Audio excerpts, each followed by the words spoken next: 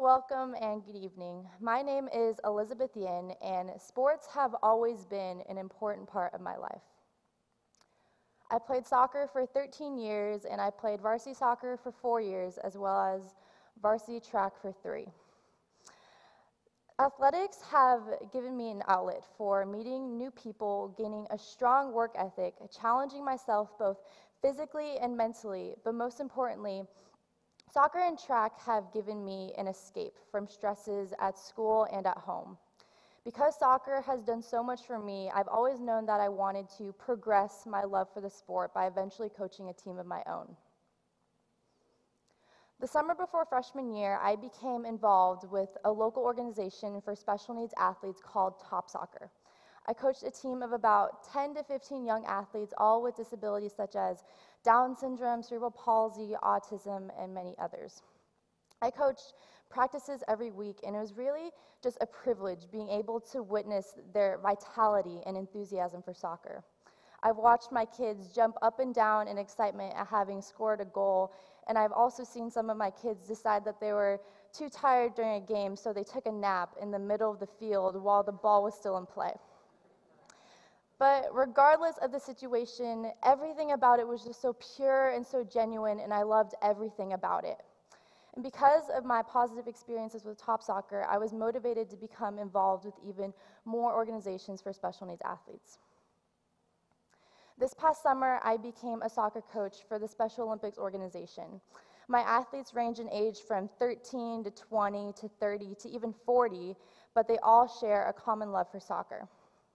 I coached practices and formed drills to hone their shooting and passing drills, and we attended tournaments. Now, with every interaction, I learned something new about the way that they view life and approach challenges despite the disabilities that they were born with. With every tournament, every game, every practice, every drill, I was consistently inspired by their unwavering tenacity and persistence in the face of struggle. One instance was when we attended our very first tournament of the season.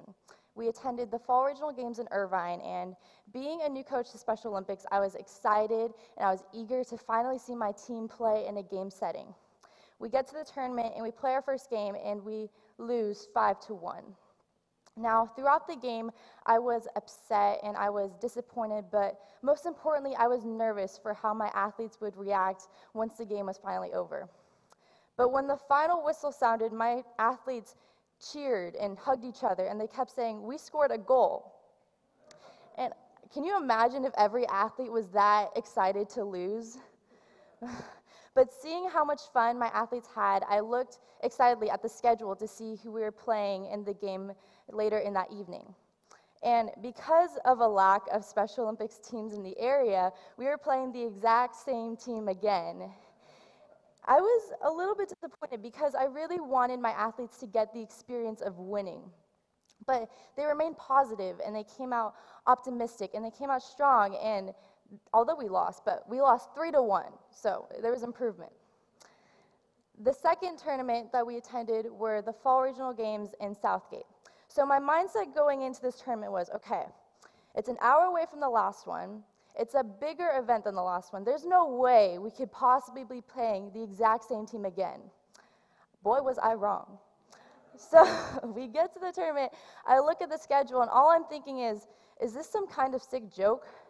But my athletes came out strong, and we scored 1 goal, and then another goal. We score a third goal, and we end up winning the game 3-1. If my athletes were excited to lose, I can't tell you how excited they were to finally win a game. These were just a few instances in which I really observed the perseverance of my athletes. Not only that, but they showed me that soccer is not merely just a win-loss sport, but that there is victory in the togetherness and teamwork that the sport promotes. The player on my team that volunteered to be goalie was someone who couldn't even move his right arm all the way. But despite of this physical inhibitor, he played goalie every single game. And even though he did let in a few goals every now and then because he just physically couldn't stop them, not once did any of his teammates complain, blame him for a loss, or even suggest that anybody else take his place. He was doing this because he had fun and he loved doing it, and his teammates supported him regardless of the situation, regardless of the score, regardless if it was a win or a loss. Through my experiences with TOPSoccer and Special Olympics over the past 4 years, I've really learned from the real courage that they've demonstrated on and off the soccer field. Harper Lee once wrote, "Real courage is when you're licked before you begin, but you begin anyways and see it through no matter what." This notion of persevering in the face of struggle could not be more embodied by my special needs athletes. In soccer and in life, they're always going to encounter obstacles because of the disabilities that they're born with. Every action, every sentence is going to be more difficult and take more effort to carry out. However, much like my athletes play on the soccer field, they approach such challenges with optimism and persist through the struggle. The importance of these programs that provide sports for special needs athletes is something that cannot be emphasized enough.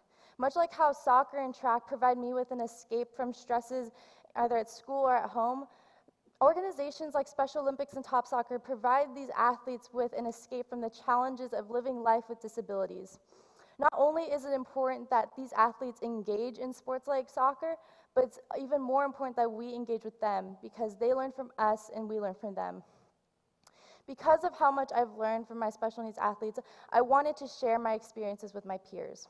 So 2 years ago, I co-founded a club at Valencia called the VHS TOPSoccer Club, which encourages high school students to volunteer with the local TOPSoccer organization. Since then, the club has grown to over 40 members, and they've all had consistently positive experiences. Through this club, we've grown our soccer community closer together, and we all celebrate the athletes' accomplishments and engagement through the sport. Engaging with special needs athletes has given me a purpose in life, and it has shown me the value of becoming a part of something that extends beyond the scope of yourself. Not only is it's so important that more people learn about these organizations and these athletes, not only so that hopefully in the future we won't have to play the same team over and over again, but they have to learn from the courage of these athletes, so hopefully they have the opportunity in the future to engage with them in the way that I have. Thank you.